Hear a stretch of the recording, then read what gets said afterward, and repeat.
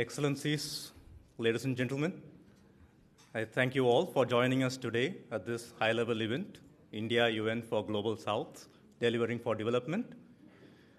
I would like to invite Her Excellency, Mrs. Ruchira Kamboj, the Permanent Representative of India to the UN, to deliver her welcoming remarks.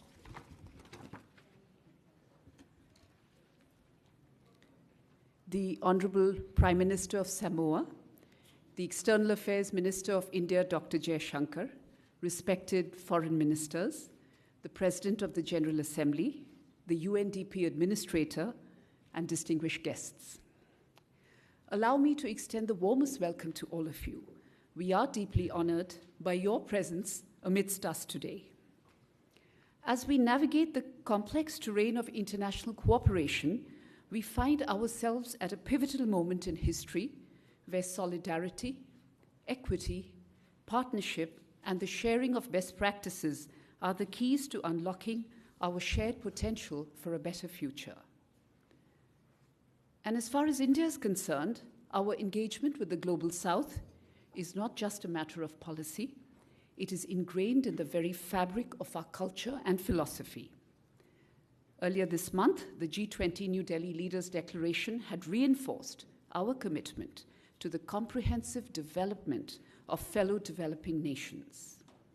And many of you would recall that throughout the COVID pandemic, India had extended a helping hand by providing made-in-India vaccines to nearly 100 countries and supplying medicines to 150 nations, earning us the moniker, the pharmacy of the world. Meantime, our development partnerships have also expanded significantly, reaching 78 nations across diverse regions, and we have, over the past decade, initiated 600 projects that stand as a testament to our goodwill for our friends. Capacity building is also at the core of our development philosophy, and we have offered training to 200,000 individuals from over 160 countries, prioritizing the needs of our partners. At the UN, the India-UN Development Partnership Fund, a single-country South-South initiative, has successfully developed a portfolio of 75 projects across 56 developing countries in just 6 years.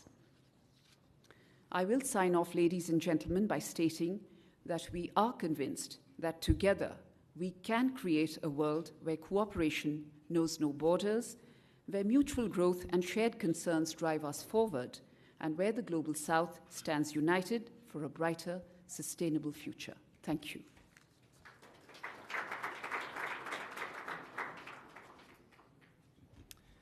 Thank you, ma'am.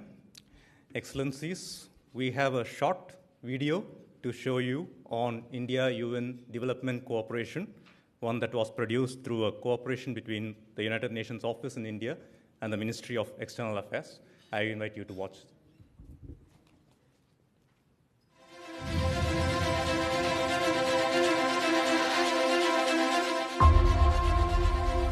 Home to 1/6 of humanity, India is the world's largest democracy and the 5th largest economy, with a GDP approaching $4 trillion. Rooted in tradition, history and science, India is now the first country in the world to land on the south pole of the moon. Powered by its leadership in information technology and innovation, India is making huge investments in technology for education, health, and social infrastructure. The India Stack, an open-source digital public goods interface, has revolutionized financial and social inclusion, and India is now offering this to other developing countries. The India Stack unlocks sustainable development through digital identity, data and payments at population scale. Bank accounts have grown from 147 million to 500 million in the last 5 years. With 280 million women account holders and 335 million new accounts opened in rural areas, enabling digital transfer of social benefits. Lessons from India's social inclusion schemes are adding value to the growth story of many countries. India's vaccine Maitri during the global pandemic, reinforced its image as the pharmacy of the world. India embraced a holistic and outward-looking vaccine diplomacy strategy. As a result, Jamaica was able to secure its first life-saving vaccines from India. While others chose to withhold supplies, India's vaccine outreach exemplified its principles of equality and mutual benefit. We are deeply grateful and remain so to the government and people of India. India's development assistance to partner countries has been catalytic in development of infrastructure, such as railways, roads and bridges, waterways, hydropower, and preservation of cultural heritage sites. Leveraging its technical expertise, India offers more than 14,000 scholarships to more than 160 countries annually. India's ambitious climate agenda is a beacon for the world. India is making great efforts in green growth and energy transition. We are moving strongly on our climate commitments. Initiatives like the International Solar Alliance, Coalition for Disaster Resilient Infrastructure, Lifestyle for Environment are reflective of India's commitment to the global climate agenda. Living its ideology of Vasudhaiva Kutumbakam, the world is one family. India's G20 presidency has achieved consensus on many important issues, including acceleration of SDGs, green development, reform of multilateral institutions, managing debt vulnerabilities, digital public infrastructure, gender equality, and empowerment of women. The African Union's admission to the G20 reflects India's continuing effort to amplify the voice and priorities of the global South. Embodying the principles of one Earth, one family, and one future.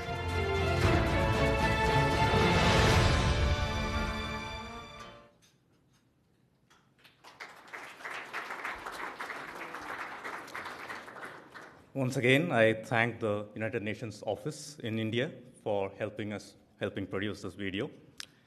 I now have the honor to invite the President of the 78th General Assembly, His Excellency, Mr. Dennis Francis, to deliver his remarks.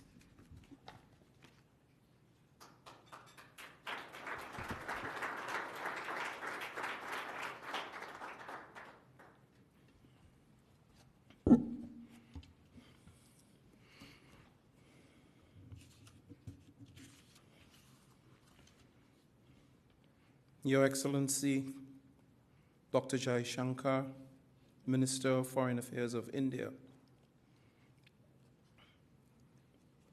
Your Excellency, the Prime Minister of Samoa. Your Excellency, Ms. Cambodge, Permanent Representative of India. Excellencies, ladies and gentlemen. Let me begin by warmly thanking the Permanent Mission of India to the United Nations for inviting me to today's significant event centered on the theme of great importance. India's recent G20 presidency marked a historic milestone, being the first to usher the African Union into the group as a permanent member, a strong symbol of solidarity and cooperation across the global South. India, home to 1/6 of humanity, plays an unparalleled role in our global mission for a better, more sustainable world. Colleagues, India's legacy of contributions serves as a guiding light, encompassing endeavors such as championing democracy, promoting women-led development, and being among the pioneers in adopting the UN's global goals. Indeed, it is a matter of great honor for me to follow in the footsteps of Vijaya Lakshmi Pandit, the first ever female president of the General Assembly, whom India proudly entrusted to the United Nations. Excellencies, Our enduring partnership from the UN's heart to India's remotest villages serves as an inspiration to the Global South. Today's event echoes the messages of the G20. Vasudhaiva I'm determined to say this correctly. I practiced. Vasudhaiva Kutumbakam.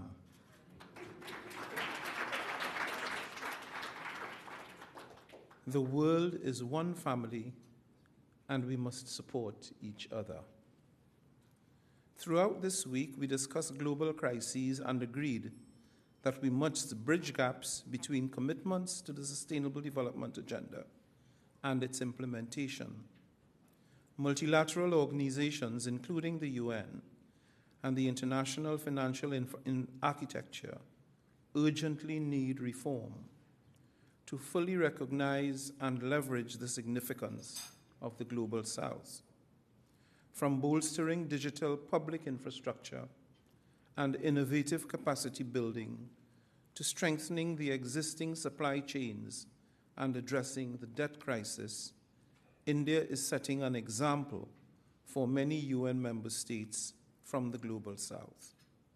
Indeed, India's recent lunar mission, landing on the moon's south pole, showcases the power of science and technology and what can be achieved when all countries have access to them. Undoubtedly, these foster inclusive and sustainable development, benefiting the entire Global South, and I commend India's pioneering role in its endeavors. Excellencies, this session, we will see several pivotal events on the UN Sustainable Development Calendar that bear profound impact on the Global South, including high-level meetings in the General Assembly, as well as the 4th SIDS Conference, the 3rd Landlocked Developing Countries Conference, and the global stocktake of the Paris Agreement at COP28. Cooperation is indispensable in realizing the transformation we aspire to achieve. The discussions to be held today regarding the Global South UN partnership and the exchange of best practices will certainly prove illuminating for all of us, and I'm eager to hear your insights. Thank you very much.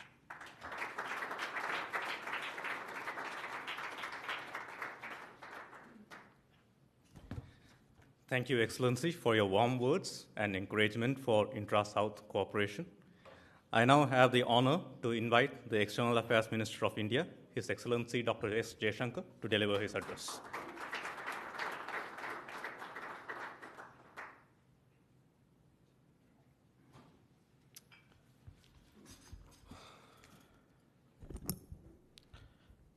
Mr. President, Madam Prime Minister, my ministerial colleagues, excellencies, and friends. Let me begin by expressing my most sincere appreciation to all of you for joining us this evening. Your presence means a lot to us. It also expresses the sentiments that you feel for India and underlines the importance of South-South cooperation. We meet just a few weeks after the New Delhi G20 summit, a summit which took place on the theme of One Earth, One Family, One Future. Now, it was a challenging summit. It was actually a challenging presidency. And it was challenging because we were confronting a very sharp east-west polarization as well as a very deep north-south divide. But we were very determined as the presidency of the G20 to make sure that this organization on which the world really had put so much hope, that this was able to get back to its core agenda and its core agenda was of global growth and development. So it was appropriate that we started our G20 presidency by convening the Voice of the Global South Summit, an exercise which involved 125 nations of the South, of which most of you in some capacity participated. Now, during the course of that exercise and the deliberations which took place through the various ministerial tracks and engagement groups, it was very clear to us that the Global South, in addition to bearing the consequences of structural inequities and historical burdens, was plagued by the impact of mercantilism and economic concentration, was suffering from the devastating consequences of the COVID, and was beset by conflict, tensions, and disputes which have stressed and distorted the international economy. With each passing day, in fact, it has become clearer to us that today geopolitical calculations and geopolitical contests are impacting very basic requirements of many countries, including their affordable access to food, to fertilizers, and to energy. It was therefore for us a particularly onerous responsibility to make sure that in collaboration with all our G20 members, that we were able to refocus the G20 on the urgent, the pressing needs of the Global South. And this was reflected, to my mind, in 8 key outcomes of the New Delhi G20 Summit. The action plan for Sustainable Development Goals, the reform of international financial institutions, a Green Development Pact, the High Principles for Life, the Lifestyle for Environment Initiative, an understanding on debt management, a consensus on women-led development, an acceptance of digital public infrastructure, and an agreement to undertake global skills mapping. We do believe that the New Delhi Summit of the G20 has in many ways laid the foundation for the international community really to look at its development prospects, hopefully with greater optimism, certainly in our expectation with more resources, and that the decade ahead would allow us really to overcome the challenges that we have all experienced over the last few years.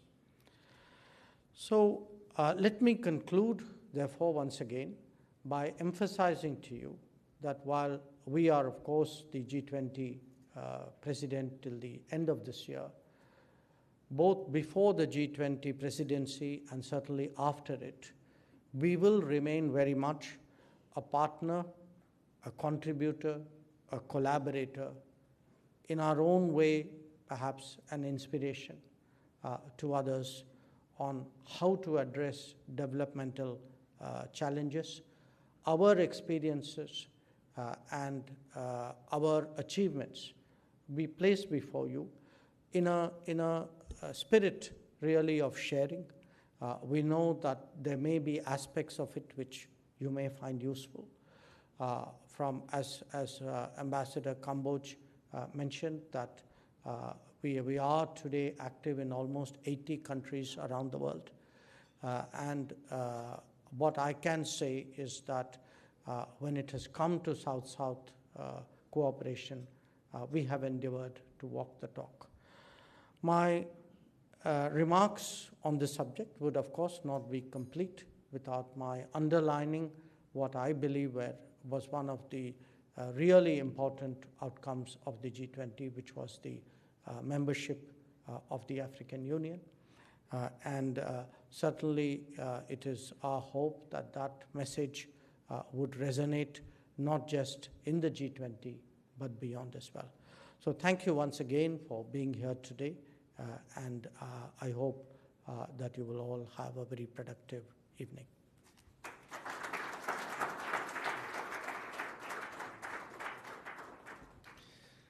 Thank you, sir, for your remarks. Excellencies, I would now like to invite Her Excellency Honorable Fiame Naomi Mataafa, the Prime Minister of Samoa, to deliver her remarks.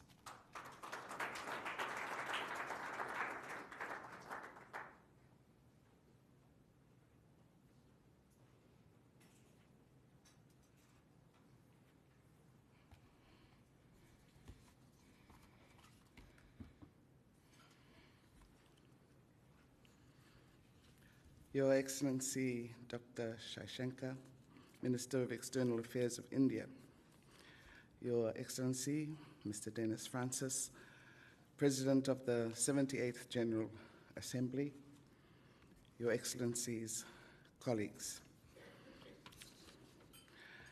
I am happy to provide a brief overview of how India's development assistance has facilitated Samoa's development journey under the Samoa Knowledge Society Initiative.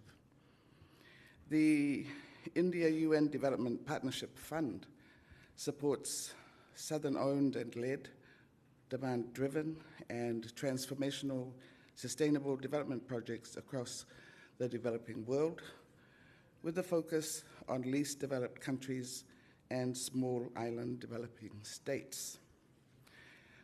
The fund is managed by the United Nations Office for the South-South Cooperation, and UN agencies implement fund projects in close collaboration with partner governments. The fund is based on the principles of South-South cooperation and prioritizes national ownership and leadership, equality, sustainability, development of local capacity, and mutual benefit.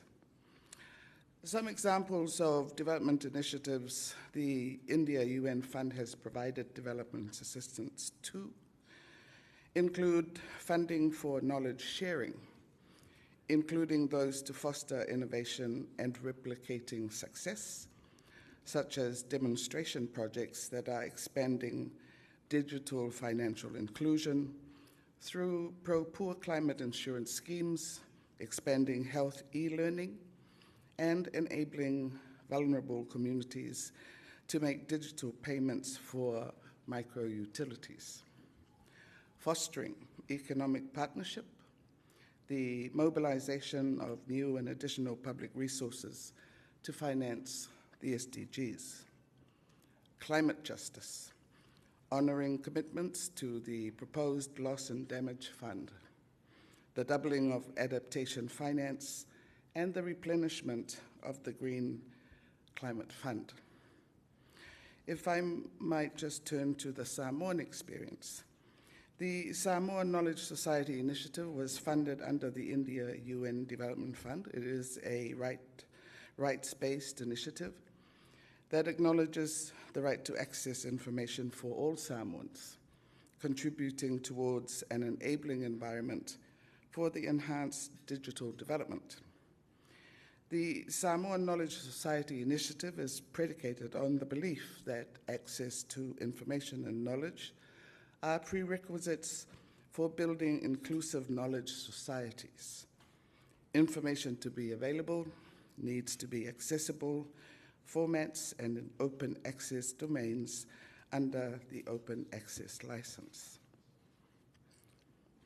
SKS1 was a 2-year initiative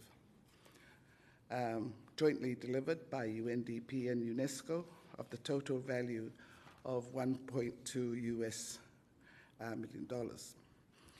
India provided the core $1 million with additional support by agencies.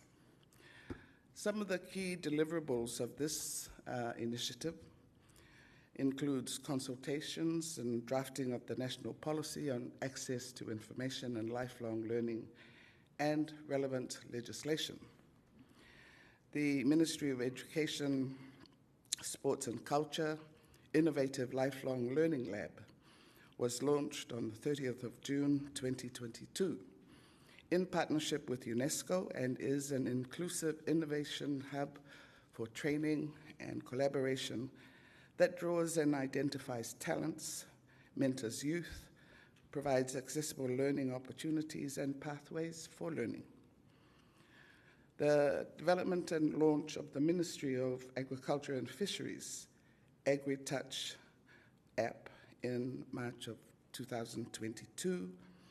The AgriTouch app addresses knowledge gaps by providing up-to-date information focused on markets, crop management, and current projects coordinated by the ministry, funding opportunities, as well as a tool to track production and expenses for farmers. The Samoa Digital Library, launched in January of 2022, produces a user-friendly, localized knowledge e-platform, providing access to full-text, bibliographical and institutional information from Samoa and international sources that are openly licensed.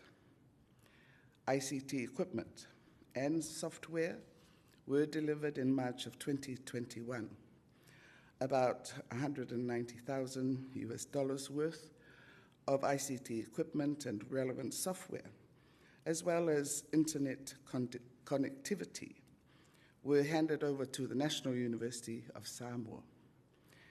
The installation of this equipment has enabled the functioning of 3 online knowledge platforms that make up the Samoa Knowledge Society initiative, namely the National Digital Library, Lifelong Learning Lab, and the Open Access Research Platform and repositories. A challenge worth mentioning as constructive feedback, perhaps, involves the delivery modality of the fund. There is no or minimal sense of ownership of the initiative because the context of the country is perhaps not taken into consideration. The focus tends to be more on the efficiency of the disbursement by agencies concerned than building the capacities of the beneficiary agencies. The question of sustainability remains. However, our appreciation of this innovation and what it has generated remains very high. Ladies and gentlemen, bilaterally diplomatic relations between the 2 governments of India and Samoa were established in 1970.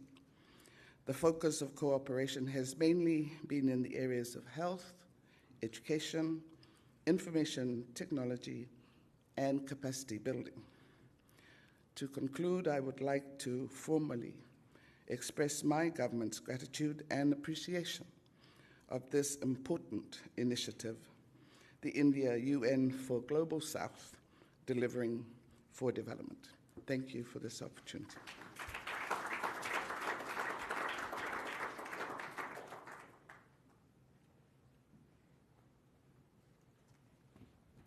Thank you very much, Excellency, for your warm words. I now invite His Excellency Dr. Tandi Dorji, Minister of Foreign Affairs of Bhutan.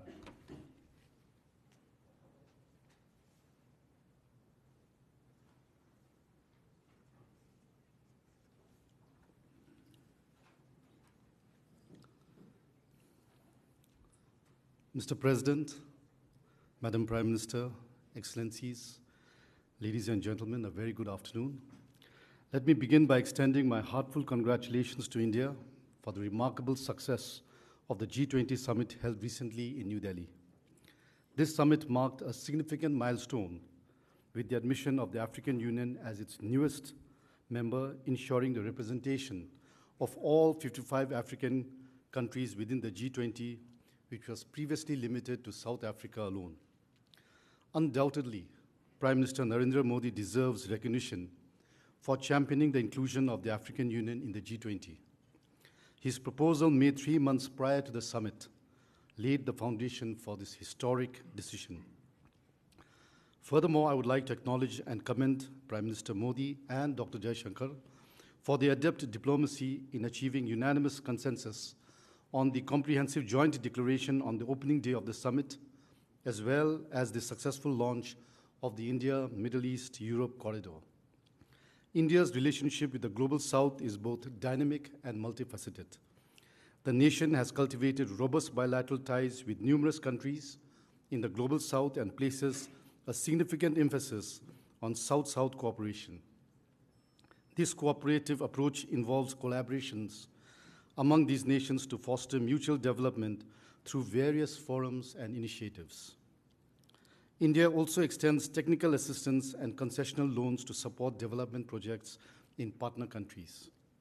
The Vaccine Maitri initiative, which was one of the biggest humanitarian initiatives undertaken by India, has provided COVID vaccines to nearly 100 countries around the world.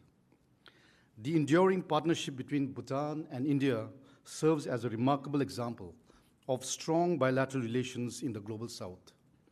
Rooted in shared values and historical ties, this partnership spans various sectors, including trade, education, and development. India's consistent support for Bhutan's socio-economic development, coupled with collaborative efforts in the hydropower sector, has not only boosted Bhutan's economy, but also enhanced regional energy security. The enduring people-to-people ties between the two nations further strengthen this bond. The Global South confronts an array of challenges ranging from poverty, income inequality, and limited access to healthcare and education, to issues such as food insecurity, inadequate access to clean water and sanitation, high unemployment rates, political instability, climate change, trade imbalances, and digital divide. Addressing these complex issues necessitates a multifaceted approach involving international collaboration, investment in human capital and infrastructure, enhanced governance and accountability, and the adoption of sustainable development practices. In many respects, India stands as a stalwart leader of the Global South, advocating for the interests and concerns of developing nations on the international stage. Through its stewardship of the G20 presidency, India has played a pivotal role in amplifying the concerns and interests of the Global South, embodying the spirit of solidarity and cooperation among nations. In conclusion, India's hosting of the G20 summit and its dedication to the welfare of the Global South are testaments to its leadership in the international arena. Together, we can work towards a more equitable and prosperous world, addressing the challenges faced by the Global South and fostering a bright future for all. I thank you. Tashtilela.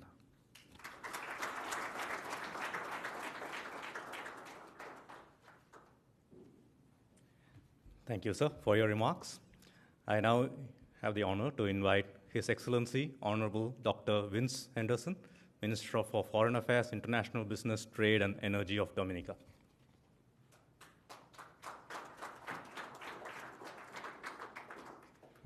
Thank you very much. Excellencies, ladies and gentlemen, a pleasant good afternoon to you.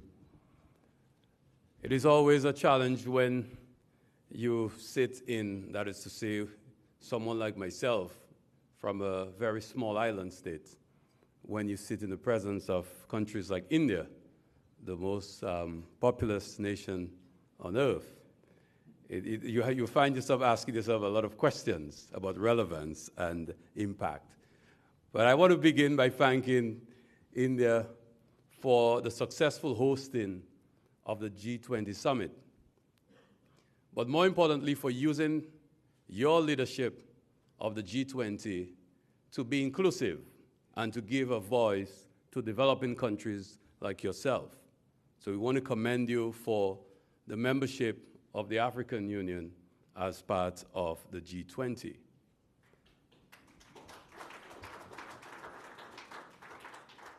But for us, small island states, developing countries, the fact that India itself, as a developing country, extends the hand of friendship to us is something that we are eternally grateful for. The fact that you are able to share with us, in spite of your own challenges, having to pull out millions, hundreds of millions of people out of poverty, but yet you have taken the opportunity to reach out to us. And I think the lesson that moves me the most is the COVID-19 pandemic. I had the opportunity to sit in a very important capital of the world, I will not call names, where I remember struggling with seeing how we could get immediate, urgent response by having access to vaccines. Because we've always felt that as small states, depending so much on tourism, that in order to get out of the pandemic, we needed to ensure that we protect our people. And before we knew it, India was able to respond and provide us with vaccines in the Commonwealth of Dominica. And we were able to extend it further to other member states in the Caribbean and the rest of the world. So we want to express, I personally want to thank you, the people and government of India, for reaching out to us at a time of such need. I also sort of do a double take when I heard the expression of vaccine diplomacy. I wouldn't call it that. I think it was just extending the hand of humanity. I think there are other countries involved in vaccine diplomacy, not India. Dominica has benefited tremendously from our partnership or cooperation with India. Over the years, we have had tremendous support in human resource development. Several Dominicans have pursued studies at universities across India. India has also been able to provide technical assistance to us in several areas, in healthcare, in education, and other fields of development. And we want to again say thank you.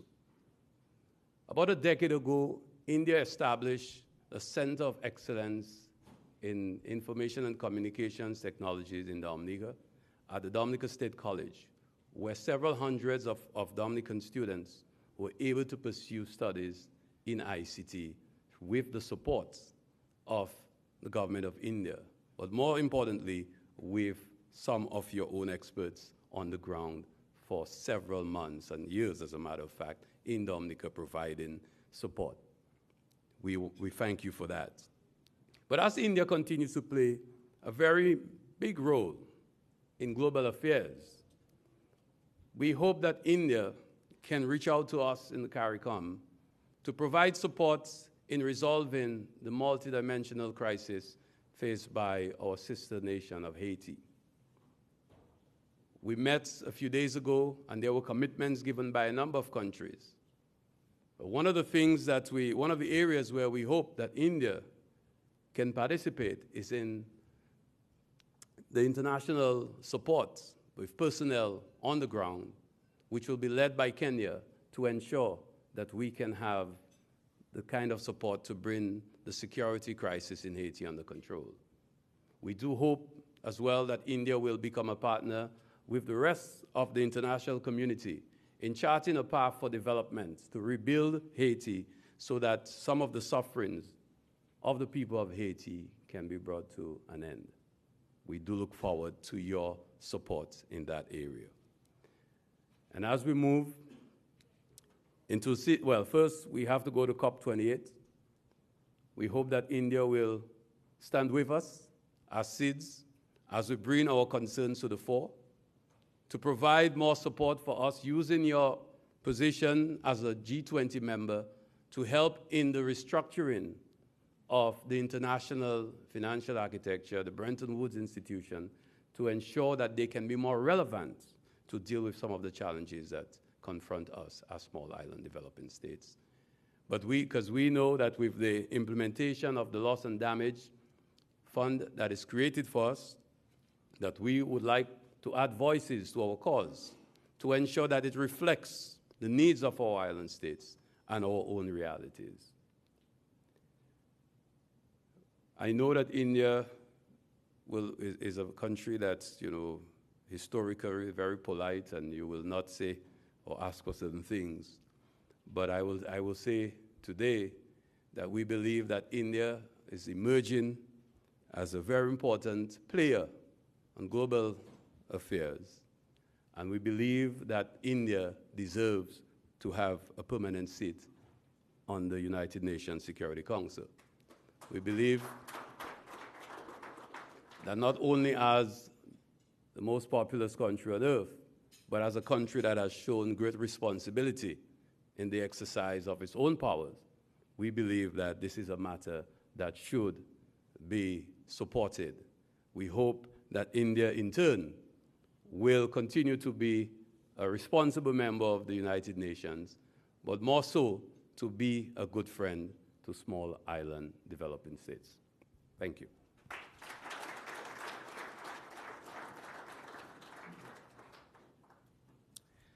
Thank you very much, Excellency.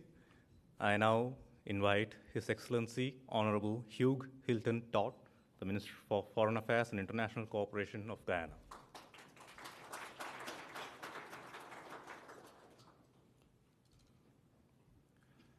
Excellencies all, it is a distinct pleasure being here again, second year, at this very important forum.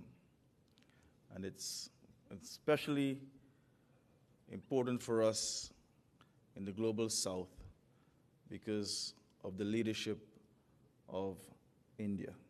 So please, let's give a round of applause to the Foreign Minister of India. India's presidency at the G20 has been very timely, and I think the stars have aligned for India. India's focus on humanity, second to none. Why do I say that? India has always been a very populated country. And urbanization was not always there.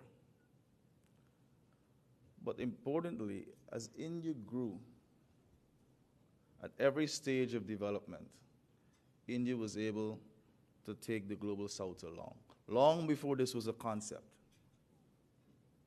Long before we realized that we would have ended up at a place in our evolution where we would have to focus on the Global South.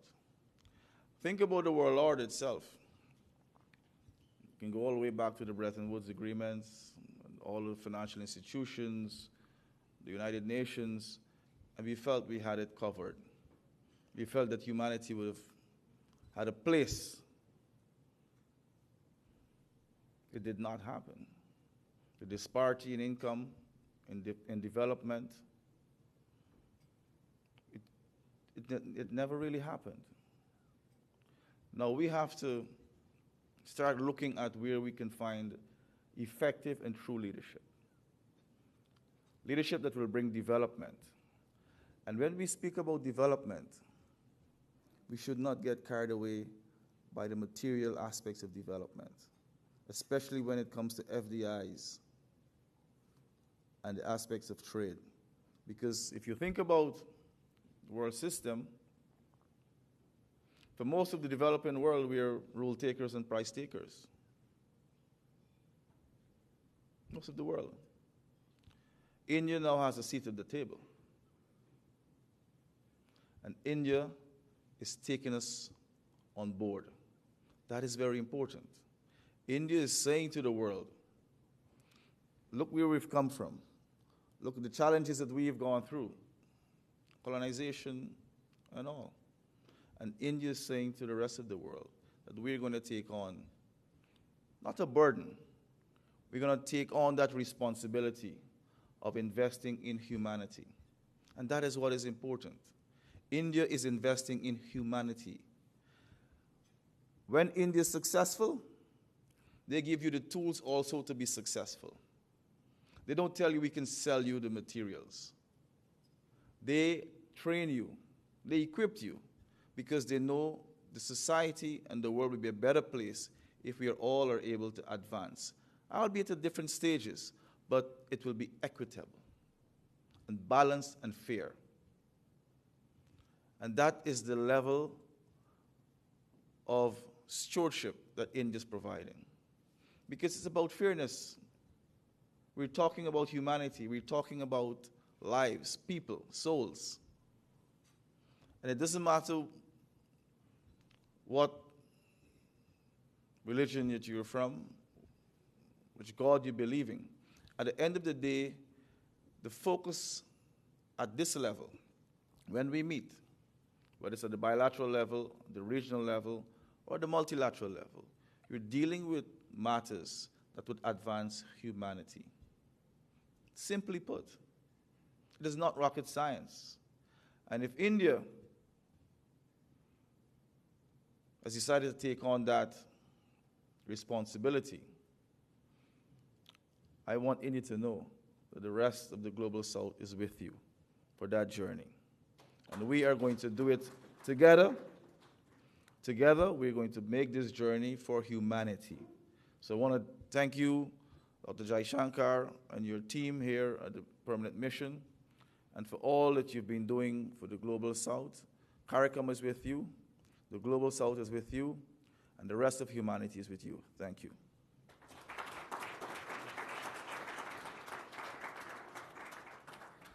Thank you, Excellency, for your words of solidarity. I now invite His Excellency, the Honorable Manish Gobin, Minister of Foreign Affairs, Regional Integration and International Trade of Mauritius.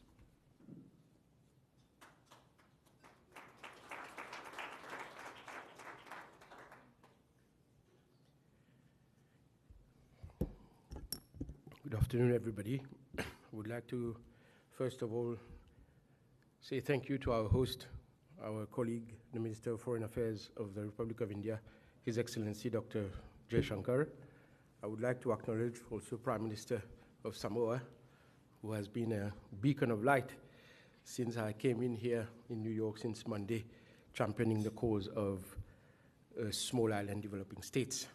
Excellencies all, I'm cutting short of protocol because my foreign service has given me a very strict speech for this event.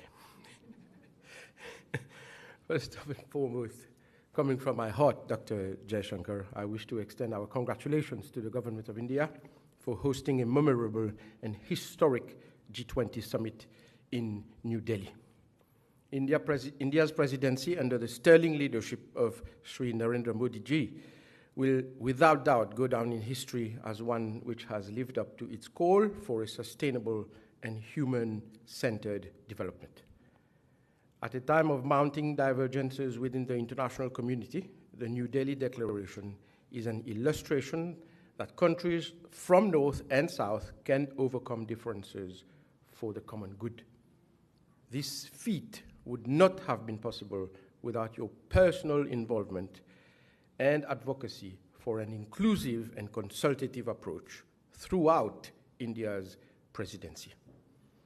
Mauritius was very honored to be invited as a guest country at the G20, throughout the G20, I should say, whereby the Global South has been given a prominent voice.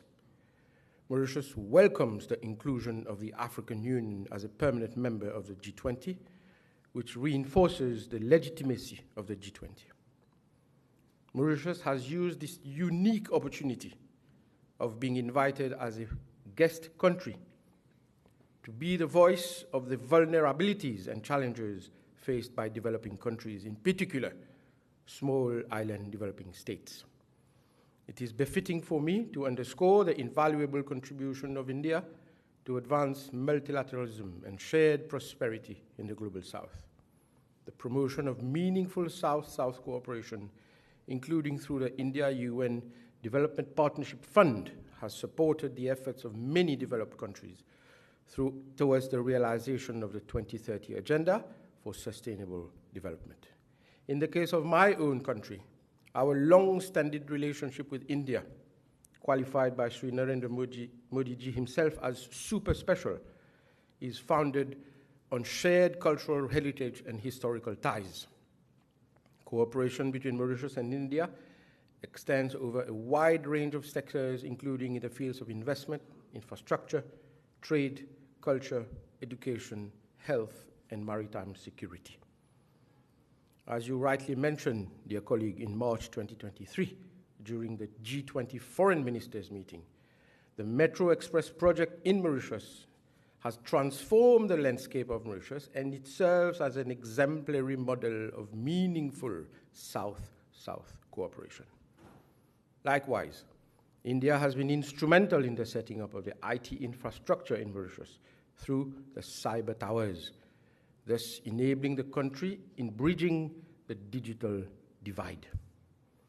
Our strategic partnership has been further enhanced through the SECPA, Comprehensive Economic Cooperation and Partnership Agreement, which came into force on the 1st of April 2021. I want to underscore that the SECPA is not only an important milestone in the Mauritius-India relationship, but offers an ideal platform to enhance India-Africa trade, furthering South-South cooperation. Looking forward, Mauritius intends to pursue such fruitful cooperation with India and other partners from the Global South. We are at a watershed moment. We believe that if we are to go far, we need to go together. And this is in keeping with the inspiring Vasudhaiva Kutumbakam, one earth, one family, one future. Allow me, after the strict speech of my foreign service, to speak with my heart. I said that at the G77 Foreign Ministers meeting yesterday. But today we can illustrate what I said yesterday by an example. India, as my colleague from Guyana just said, in the 1990s, India was a country with a closed economy. 1990s, that's recent history. And look now where India has come. But India has not forgotten the other countries. This is not a country saying, bye-bye now, I am going to the decision-making table. India is bringing the Global South together at the decision-making table. And this is illustrated by the participation of a country like Mauritius at the table of G20 throughout the year 2023. I look forward to the participation of other guest countries in Brazil next year. Who would be that guest country? Brazil would know as a host. But I make my voice heard as a SIDS, and I'm sure Prime Minister of Samoa will join me in saying, the voice of SIDS now is heard at the table of G20, thanks to the invitation of India, a brotherly hand extended to a country like Mauritius. This is an example of South-South cooperation. We look forward to enhanced cooperation. Thank you, India. Jai Hind and Jai Mauritius.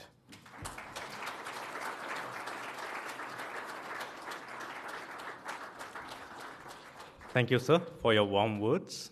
I now have the honor to invite His Excellency, the Honorable Alva Romanus Baptist, Minister for External Affairs, International Trade, Civil Aviation, and Diaspora Affairs of St. Lucia.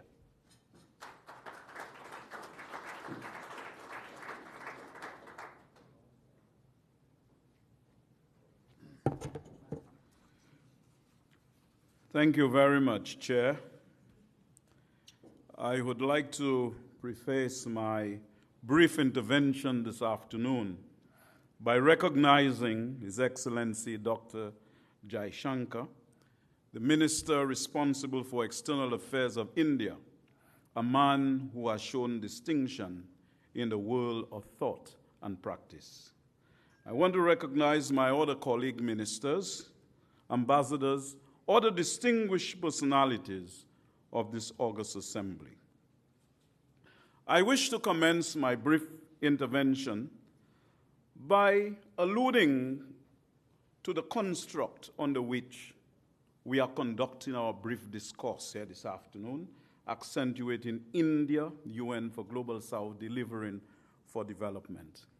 I impress upon you, ladies and gentlemen, these are just not a mere construct of words, but is charged with invaluable significance.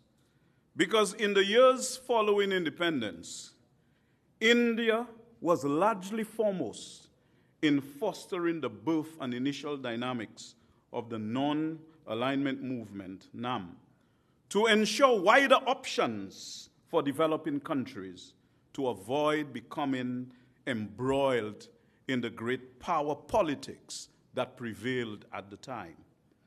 In the over 40 years of our diplomatic relations, St. Lucia has witnessed India's progression as a champion of developing nations and its emergence over the last decade as a strong and powerful voice of the global South.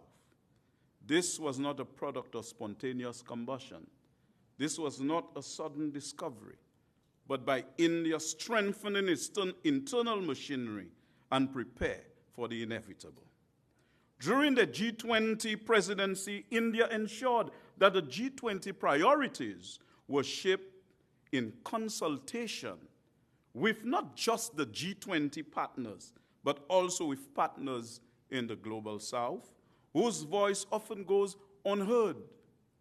They spoke for the voices that spoke without words.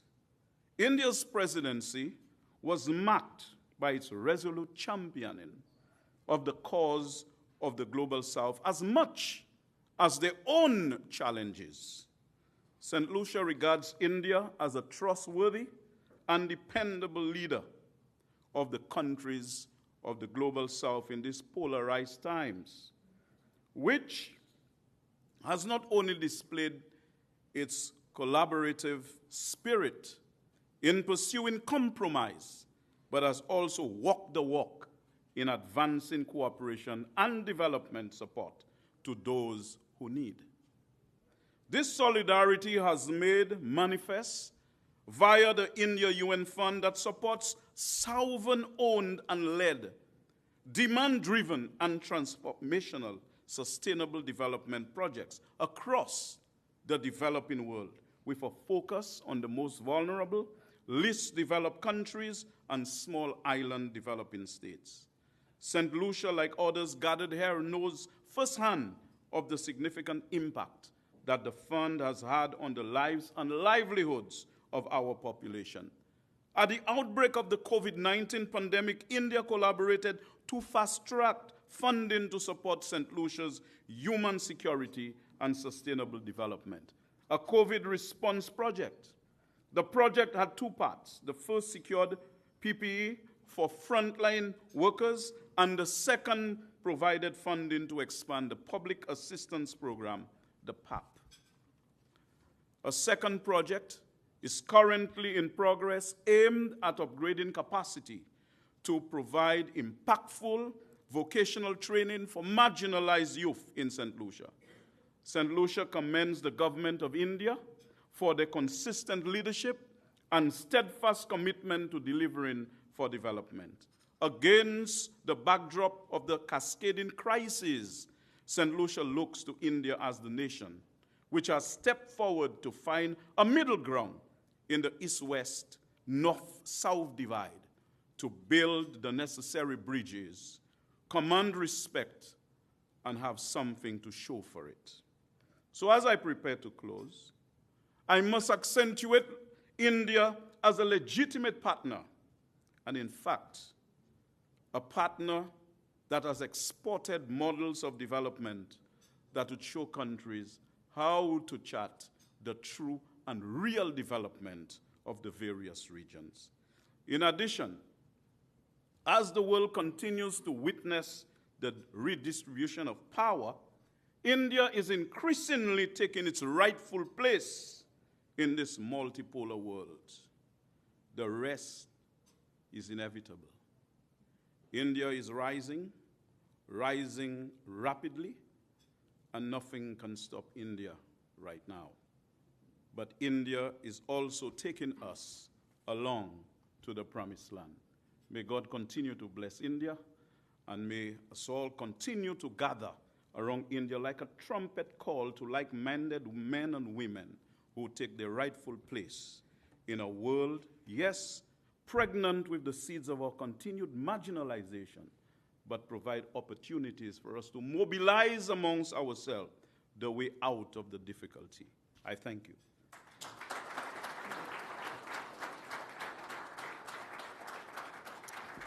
Thank you, Excellency. I now invite His Excellency Mr. Ahmed Khalil, Minister of State for Foreign Affairs of Maldives.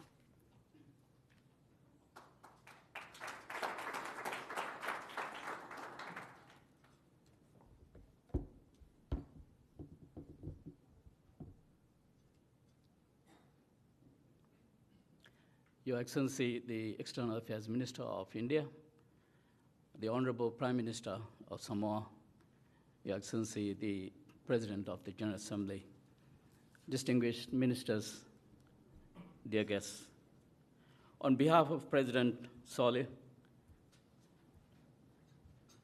and the Foreign Minister of Maldives, His Excellency Mr. Abdullah Shahid, the government and the people of Maldives, let me take this opportunity to congratulate Minister Narendra Modi and Dr. Jaishankar and the government of India on a successful G20 presidency.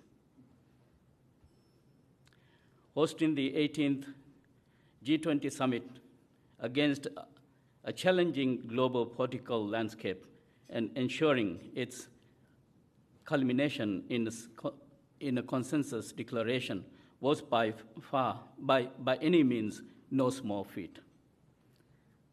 We are happy that the declaration itself reflects key areas that are of importance to developing countries. As India is set to become the second largest global economy in the next 25 years, the world remains persuaded of its resilience and commitment.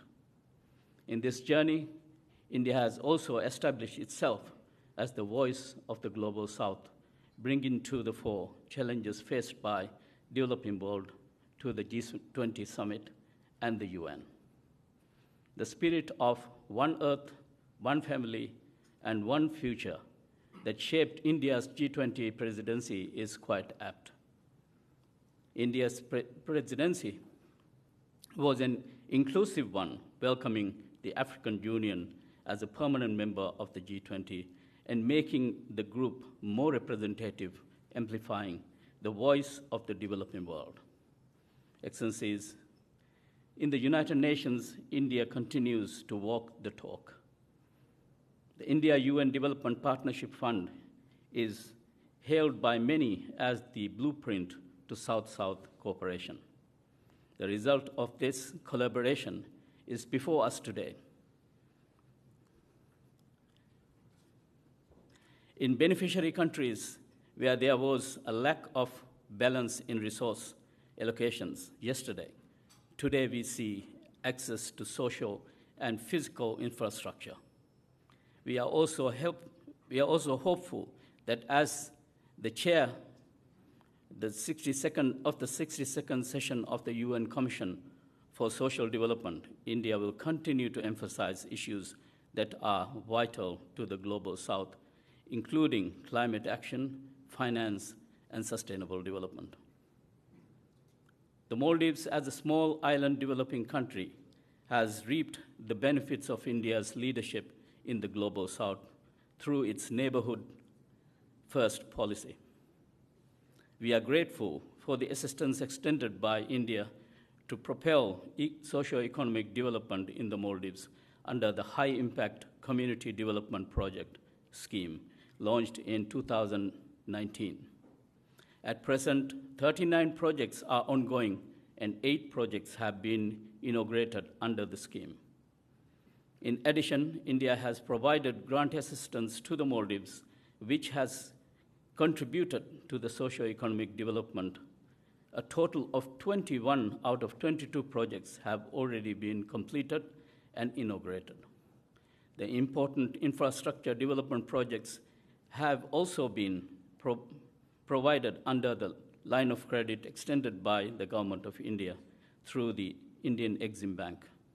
This includes the Greater Malay Connectivity Project, building a cancer hospital, water and sanitation projects in 34 islands, and the expansion of 2 international airports in the north and the south of the archipelago. We also attribute a significant portion of our fast-paced recovery from the COVID-19 pandemic to India. It would not have been possible without our close partner and friend.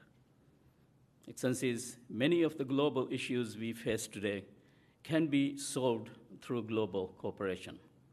The need of the hour is to forge partnership that can convince us of the reality so that we can work in unison towards a common goal. Thank you.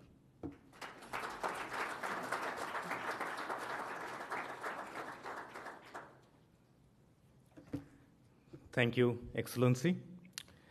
Excellencies, the UNDP is a key partner for India in taking forward our agenda of development cooperation with the Global South. I now invite His Excellency, Mr. Achim Steiner, the Administrator of the UN Development Program, to deliver his remarks.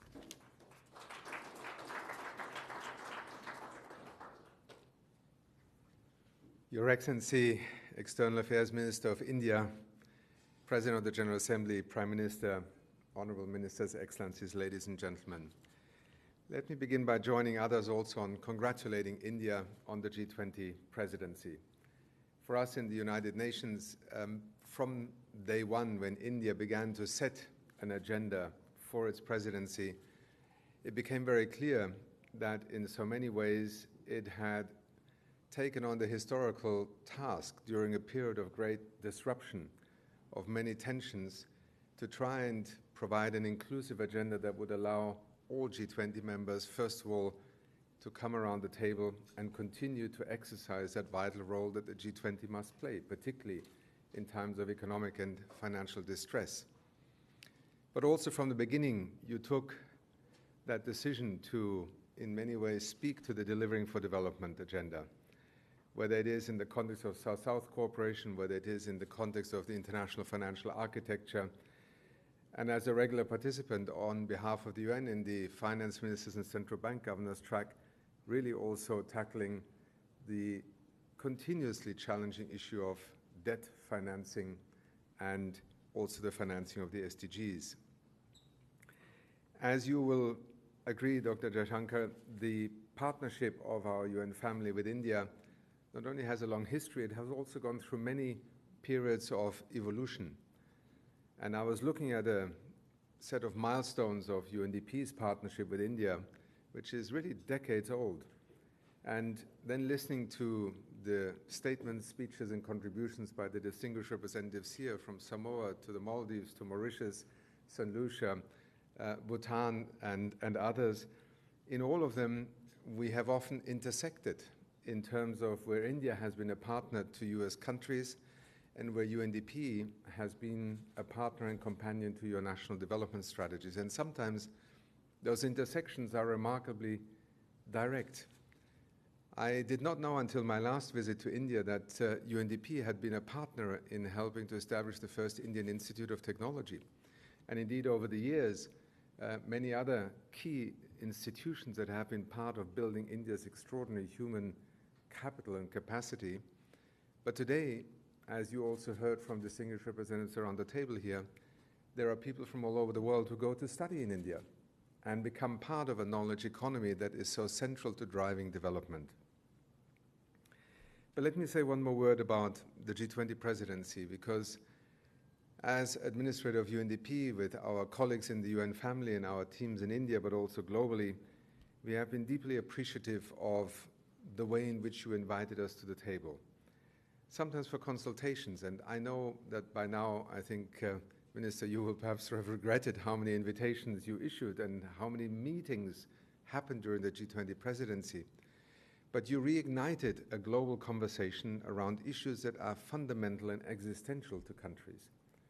And I simply want to mention that in addition to the India-UN Partnership Fund, the International Solar Alliance, the Coalition for Resilient Infrastructure, disaster-resilient infrastructure, you set another major point of emphasis during your presidency, which is learning from COVID, but also looking into the future, the centrality of digital to development in every aspect of our lives. We have been privileged to be a partner with India to help think through the implications of digital for development and to be a knowledge partner in the digital public infrastructure thinking that India has matured during its presidency, and I think will shape in so many ways where we need to invest together in the years to come. So let me simply end by saying that, as you saw with so many of my colleagues in the United Nations system coming to India, excited by India's agenda the last 12 months, and then being able to look forward to a country that has embraced its partnerships in the Global South, with the Global South, but also its role in the global arena as now not only the most populous nation, but perhaps in some ways the most technologically agile nation on the planet. Thank you so much for inviting us to be here today.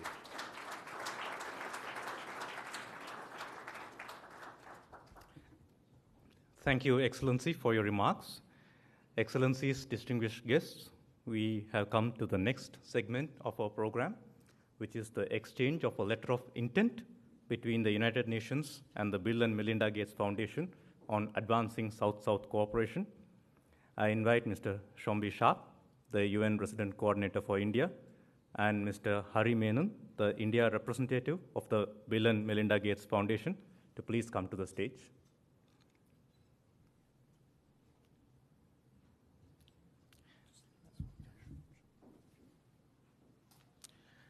I also request the External Affairs Minister of India, His Excellency Dr. Jaishankar, to kindly come onto the stage to witness the exchange of the letter of intent.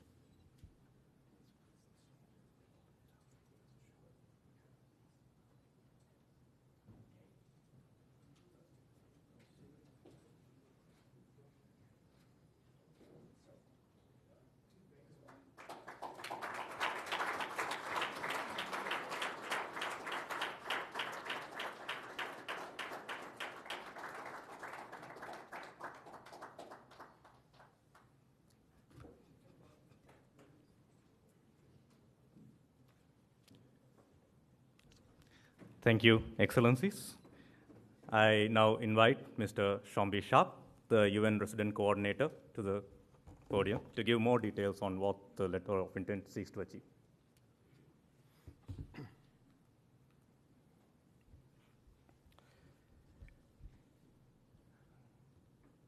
Honorable President, Madam Prime Minister, our hosts, Excellency External Affairs Minister of India, Dr. S. Jaishankar, Ambassador Lucia Kamboj, my colleague, UNDP Administrator Achim Steiner, Excellencies all, it's a great honor on behalf of the UN in India to be here. Mujhe aap sab se milkar bahut acha laga. Namaste. I think we have all been seized this past week with the messages coming just a few blocks away at the UN. The world is beset by crises. And yet, tonight, we have heard two messages of hope and optimism. The first is that the Sustainable Development Goals remain our one agreed path forward to peace and prosperity in this second half to 2030. The second is India.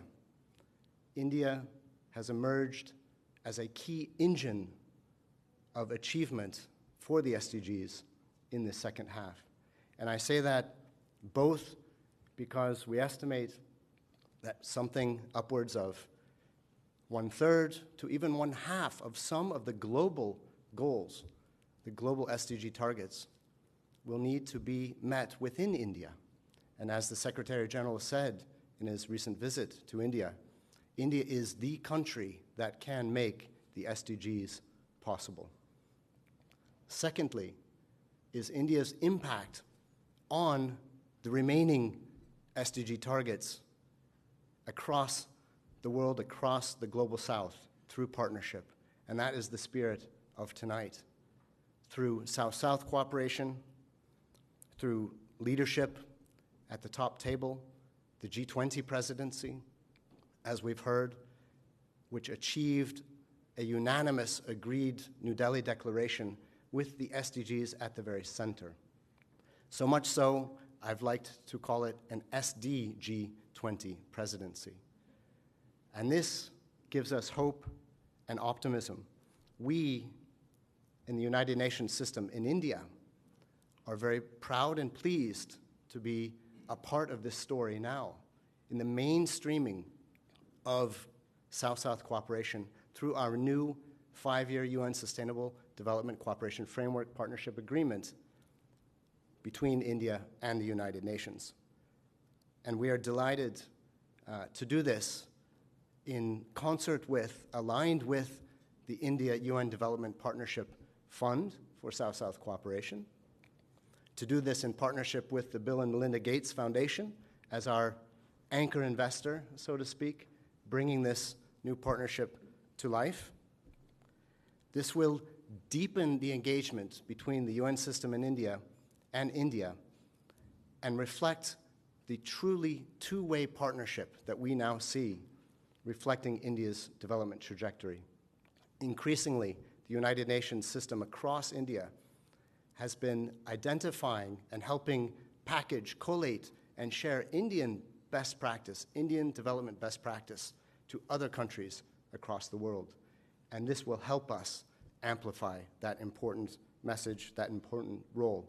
So, to conclude, as the Secretary General said at the closing of the high-level political forum, the SDG Summit, the development to-do list is not just homework, it is hope work, and action is the price of hope.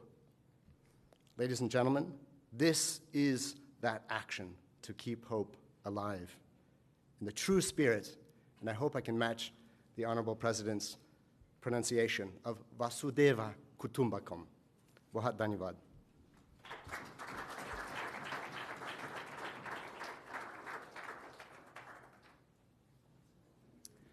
Thank you very much. Excellencies, ladies and gentlemen, we have now come to the final segment of our program.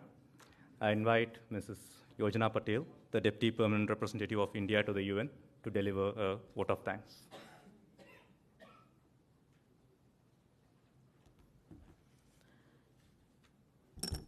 Excellencies, distinguished guests, ladies and gentlemen, it is my honor to deliver the vote of thanks as we wrap up today's event, and I will begin by thanking the Honorable External Affairs Minister of India, Dr. S. Jaishankar, whose vision has shaped today's discourse. The value that he attaches to prioritizing India's cooperation with the countries of the Global South has been the inspiration behind today's event. I would also like to thank the President of the General Assembly, His Excellency Mr. Dennis Francis, for his presence and the emphasis that he places on stronger South-South cooperation. A special thanks goes to Her Excellency, the Prime Minister of Samoa, and the Honorable Foreign Ministers of Bahamas, Bhutan, Dominica, Guyana, Mauritius, St. Lucia, and Maldives, who have graced this occasion and shared their valuable ideas for future cooperation. I express my gratitude to UNDP Administrator, Mr. Ashim Steiner, for his organization's unequivocal support. I also acknowledge the contribution of the UN Resident Coordinator in India, Mr. Shombi Sharp, and his team, especially in light of the letter of intent signed today with the Bill and Melinda Gates Foundation. I would be remiss if I do not mention and thank the constant support that we received from the dedicated team of the UN Office for South-South Cooperation. Lastly, I thank the esteemed diplomats and representatives from several other countries that attended today's program and for their expression of solidarity. I thank you all on behalf of the Permanent Mission of India. Thank you.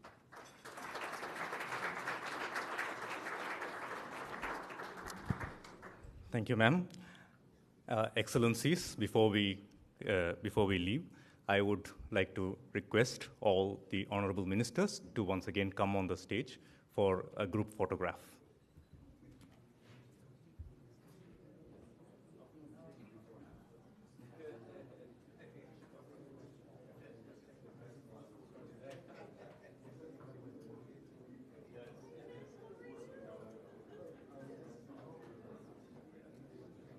May I kindly request the others to remain seated, please?